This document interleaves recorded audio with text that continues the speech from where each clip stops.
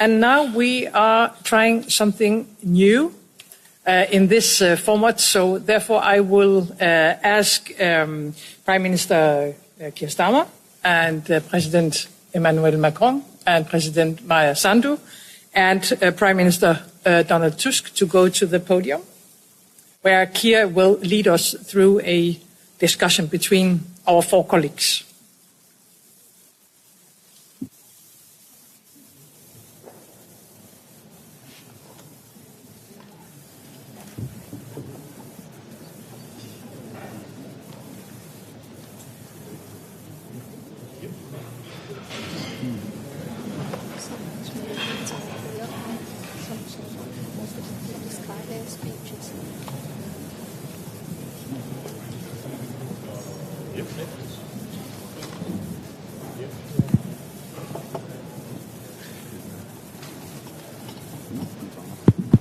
Yes, I think, is this on?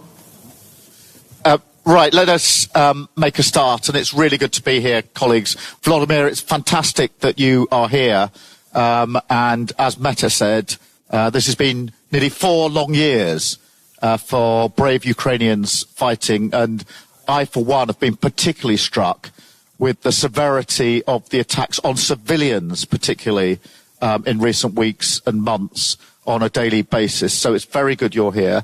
Maia, it is fantastic that you are here.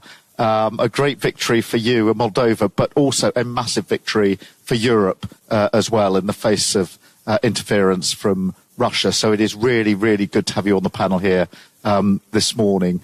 And I think, Meta and others, we've seen in recent weeks the appetite that Putin has to not only rain down on Ukraine, but also to take action and to interfere right across Europe in many different ways, whether that's in relation to our airspace, whether it's cyber or other attacks that have been going on. They are unrelenting and they show an appetite to continue this, and we must fight it with everything that we have. And it's a reminder for all of us, Vladimir, that this is not just a question of Ukrainian sovereignty, it's a question of the values and freedoms of all of us, particularly in Europe, and that we are all in this fight in relation to the Russian aggression.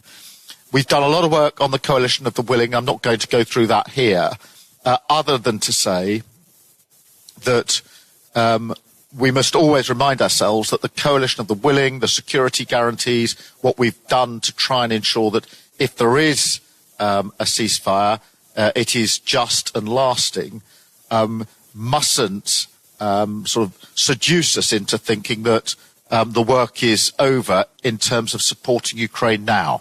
And so the first point really is to be really clear that we must continue that support for Ukraine, notwithstanding the work of the coalition of the willing.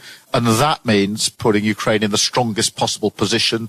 And that then means more on air defences, more on long range and anti-drone attacks.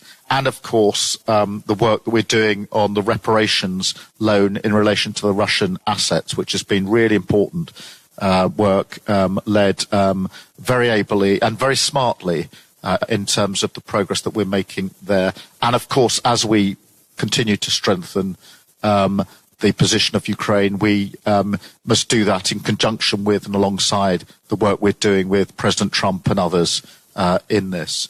The second thing is that we must always look to strengthen NATO. We had an excellent summit earlier this year, Mark, very, very successful, where I think NATO emerged at the end of that summit stronger than we went in, more united, with real resolve and focus. And we need to keep that because, you know, whether it's air defences in Poland, where we, the UK, sent planes across, whether Meta, it's the work that we've had to do in the last week or so here with NATO allies working with you to counter the drones. That means that we're here on a beautiful day having our meeting, which wasn't necessarily guaranteed this time last week. I think that shows that we have to make sure that through the framework of NATO we support each other against this aggression and interference.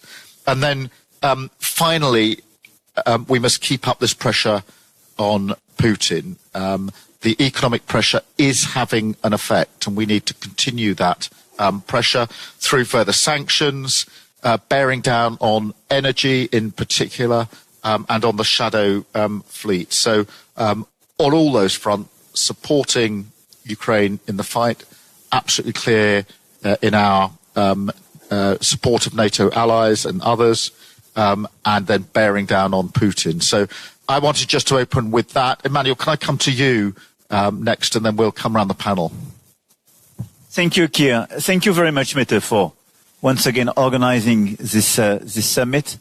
And let me just tell you, before we jump to the situation in Ukraine, as you mentioned and framed it, Keir, that it's clear that this format as well is the right place to deal with so many conflicts or hard situations, and we are focused on the Ukrainian situation, given the aggression war launched by Russia.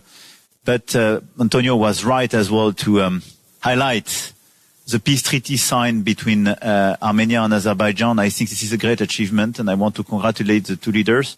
And we are very as well focused on what's happening in Caucasus and Western Balkans. And this is the solidarity of this continent. And once again, given this, I would say, holistic approach we have to do for this common place we have, Europe, the elections in Moldova were a great achievement. And Maia, once again, congratulations, because this is a test case for our resilience. We will revert on these topics later today. But the capacity to resist to the interferences and the misinformation coming from Russia was clearly at the core of your campaign, and you resisted. And I think it's very interesting for all of us as well to have your clear feedback and the lessons learned from this victory, because this is something which is useful to be implemented by the rest of the club, because now we have interferences in all elections.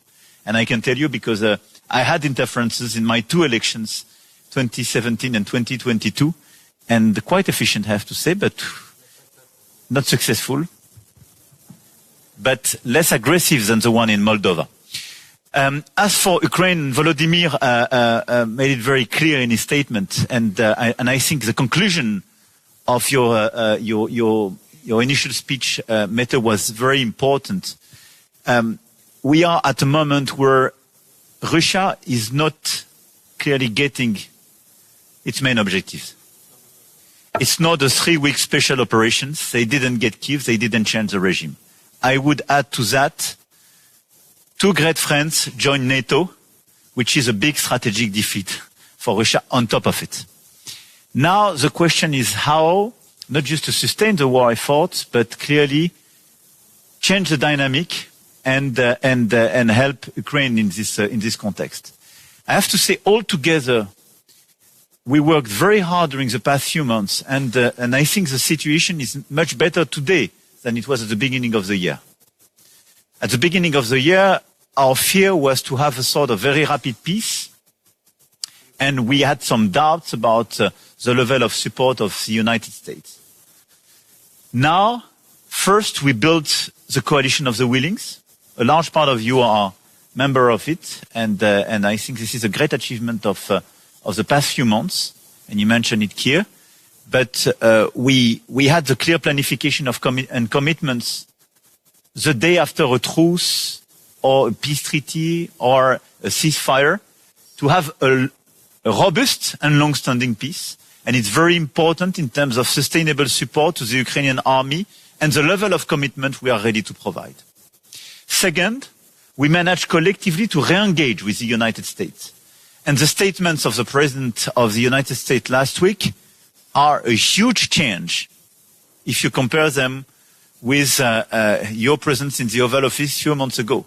So, I mean, it's very important because for me it's a concrete case of countering the misinformation spread by Russia. No, Russia is not winning. No, Ukraine is not losing this war, and the situation is very different. And I think there is the same approach now regarding the conflict.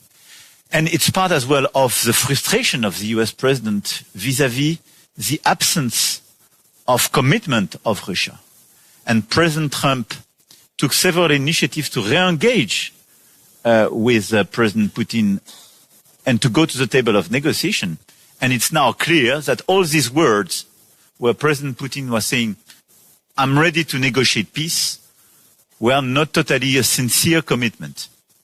So now the key points for all of us are, number one, to follow and to step up and to scale up in terms of support vis-à-vis Ukraine. Air defense systems, drones, and I mean the level of innovation and efficiency of the drone system is very impressive, and Volodymyr was very clear on the level of support and financing they need in order to be efficient on the ground. And this is one of the best ways to change precisely the situation and gain some territories, recover some territories. And third, long-range missiles. So let's focus on these three categories, as you mentioned as well here, in terms of financing, capacities to deliver, and we are working hard to accelerate as well the key deliveries in that, but accelerate as well the common projects and the common financing on these three issues.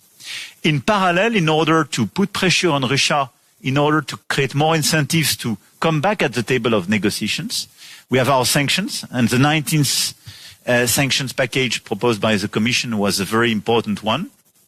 We coordinate, we step up, and we are more and more efficient. And I want to insist on the shadow fleet, as you mentioned. Because following our key figures, today 30 to 40% of the war effort is financed through the revenues of the shadow fleet. It represents more than 30 billion euro. So it's extremely important to increase the pressure on this shadow fleet because it will clearly reduce the capacity to finance this war effort for Russia. So we put a series of sanctions on them. I mean, on the boats and on the insurance companies, harbors, and so on.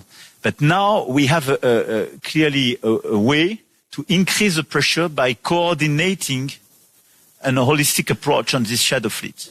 And what we did in the past few days with our Navy, just in order to make controls and to make sure that it was a vessel we identified, a series of vessels, and to be sure they were compliant with international rules, delivered very concrete results.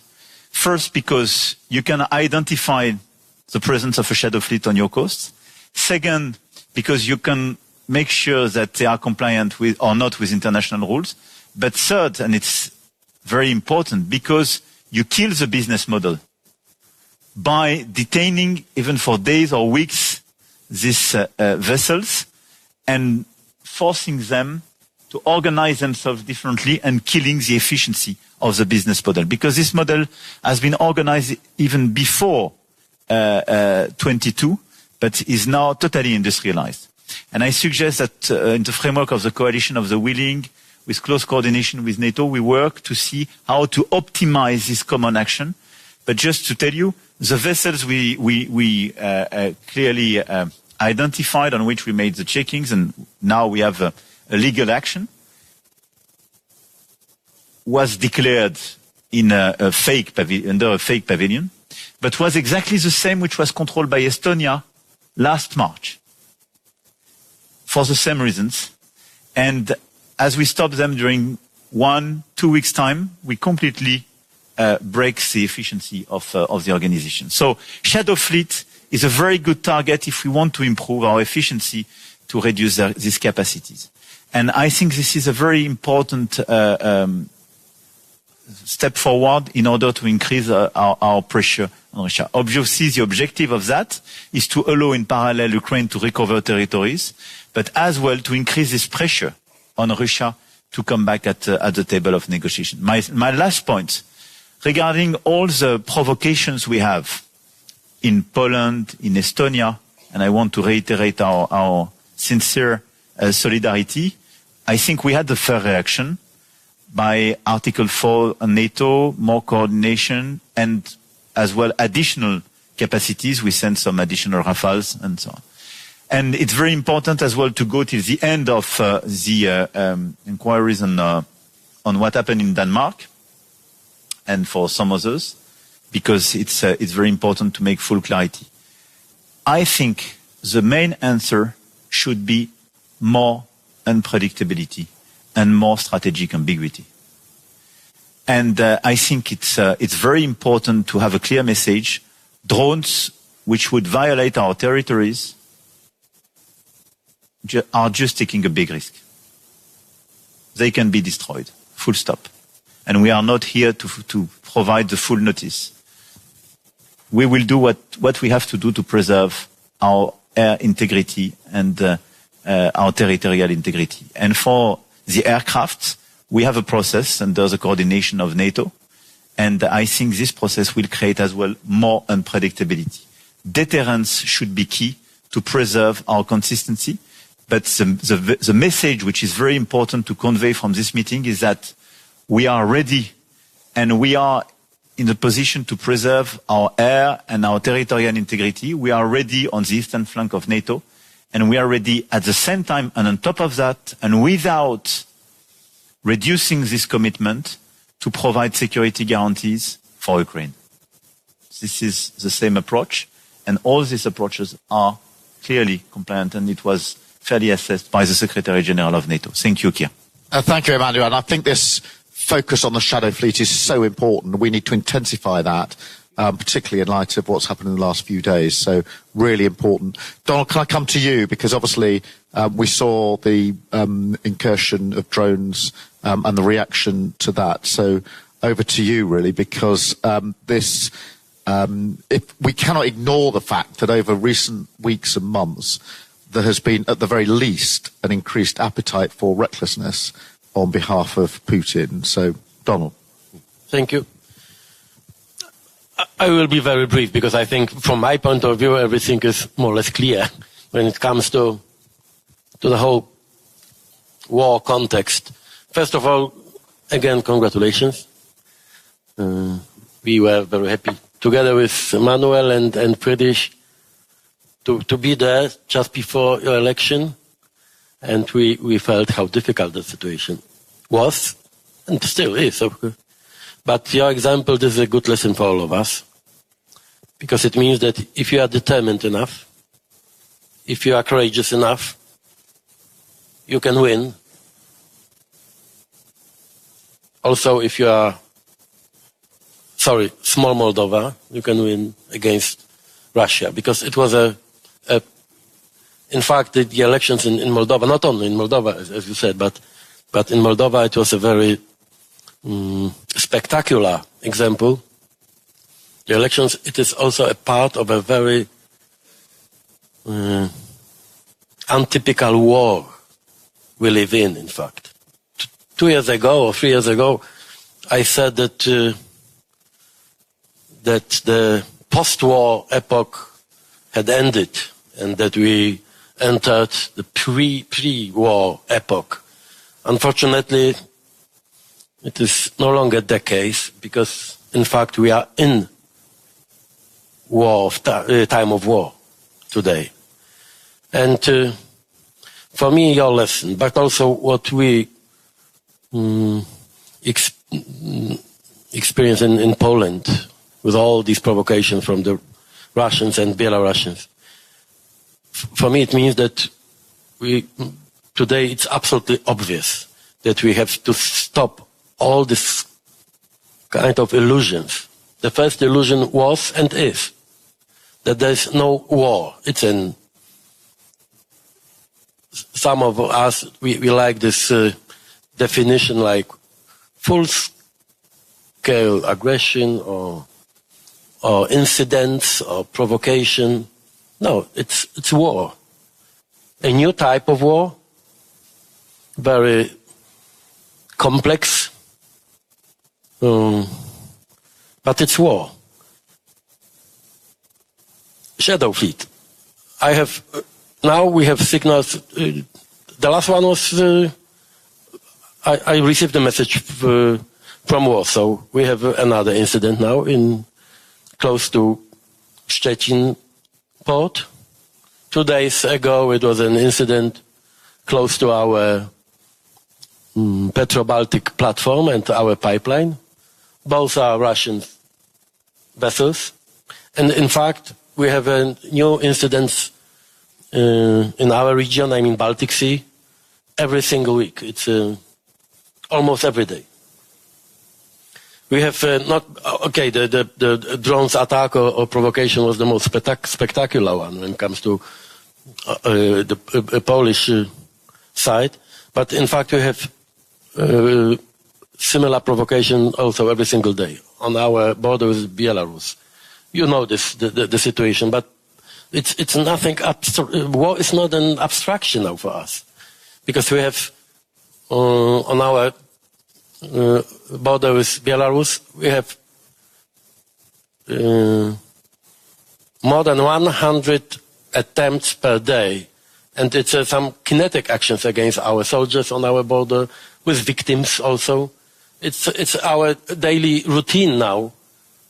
This permanent confrontation with Belarusian services and this weaponized illegal migration, really well organized by Putin and Lukashenko. It is a kind of war also. Estonia, dozens of violations. This was not the first attempt, I mean the violations of Estonian airspace. This is why it is a war. We are also the target for the Russian aggression, not only with the hybrid tools but also when it comes to political goals, intentions. And it's clear, not only in Moscow, I think that the whole West is under threat. And the aggression against Ukraine is just the first phase of this new approach. Second, we can hear in I think all capitals in Europe this narrative. This is okay. If it is war, it is not our war. It is our war.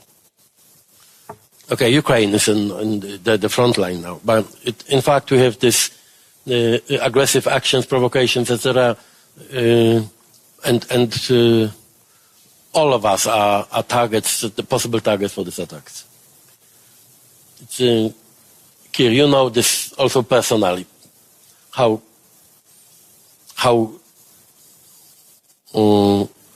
strange and how dangerous they can be, also physically, kinetically against us. It is our war, and if Ukraine loses, it means our failure. I have no doubts in a mid-term or long-term perspective.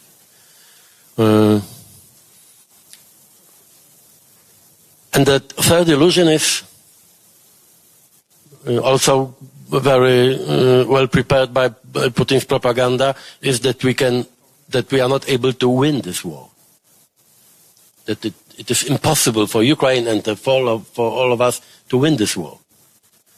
It's an absurd. The only advantage, the Russian advantage, the only one, is mentality. We are much bigger than them. You know, the GDP of Poland will be comparable to the Russian one of Poland in 2 years. Economically, they have no chance against us. Our population is almost 500 million. Together with UK have 500 million against 150. We are much richer, technologically, much better prepared. The only Russian advantage is here and here. I mean, they are ready to fight. They are ready to sacrifice something. They are ready to suffer. And the psychological advantage, this is why we are so, sometimes we are so, not decisive enough and not determined enough. And this is why the Moldovan example is so important. It's not only a symbolic one, but also something very practical. If you are determined enough, you can win. And our yesterday discussion about drone war, about our reactions, should we destroyed Russian objects over Ukraine or in our airspace. I think it's absolutely clear that the most important and the last step in our efforts how to help Ukraine to win this war is more determination. Money is not the problem. I mean, it's always the problem, but compared to, sorry, not the biggest. And this is my appeal. And as I said yesterday, I am not interested in escalation. I am the last one here who is interested in escalation, because we will be the first victim of the war. And for Poland, peace and ceasefire, this is something absolutely the highest priority for us. But we know, not only because of our history, because of geography, but also we know something about the Russian intentions and plans. We know that if they win against Ukraine, it is also in the future the end of my country and of Europe. I have no doubts. And this is why we have to be as determined as Volodymyr and his people, and as Maia and her nation. Thank you. Maia, over to you. Thank you very much. Thank you for your support and for the kind words.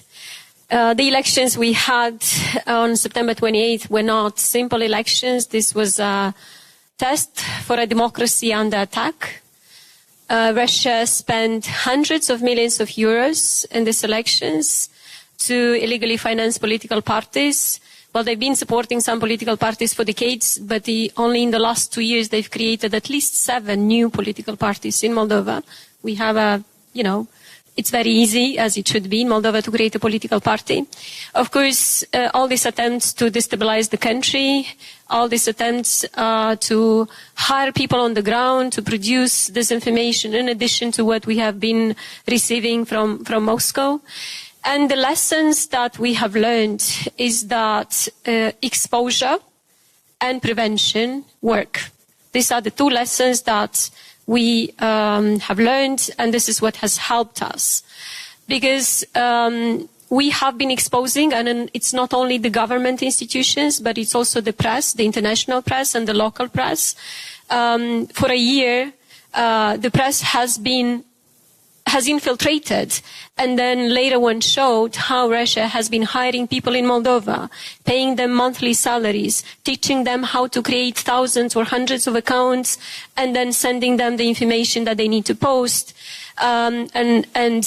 This is what was happening, in very big scales. Like the BBC investigation found a network of at least 90 TikTok accounts which produced thousands of videos with 23 million views for a population of 2.4 million people. So we had many such examples, and people could see it and they could understand the threat. And then the prevention, I have to say that after last year's experience, which was very dramatic during the referendum and the presidential elections, our institutions worked really, really well this time. They disrupted all these financial schemes of Russia. They confiscated the money. People who were dealing with this, they got arrested. All those who organized, were trying to organize the vote buying schemes, people could see them on TV. People could see that the money has been confiscated. So the prevention was really, really useful. It is not easy because Russia is using cryptocurrency more and more, and this is where we need to work together to stop the illicit funding, and especially when it comes to cryptocurrency. But Russia had 2 objectives for these elections. One was to capture Moldova this was the maximalistic objective, to capture Moldova through these elections, or at least to destabilize the country and to discredit the results. And it has failed because both the state institutions worked very hard, but also it was a whole of society response. And of course, I'm very grateful for your support. The support on intelligence sharing was very useful. Many people, many countries in this room helped us. The cyber defense, we were in a very difficult situation with cyber defense. We managed to fix it 2 days before the election. So we had only 2 days to test it. It was that dramatic. We have learned our lesson. Now we have to work very hard to make sure that we don't get in this situation anymore. Of course, the economic support that we have received, because Moldova's economic situation is not good. The economy is affected by the war next door. The political solidarity that you have shown, all these things, the support for Stratcom, all these things have helped a lot. We have learned a lot of lessons. We're ready to share them with all the countries which are concerned that the elections might be under threat because of Russia. But also we hope that our experience is going to encourage other countries, because a small and fragile democracy like the Moldovan one has resisted the big resources of Russia, and if Moldova could do it, then everybody can do it. Thank you very much.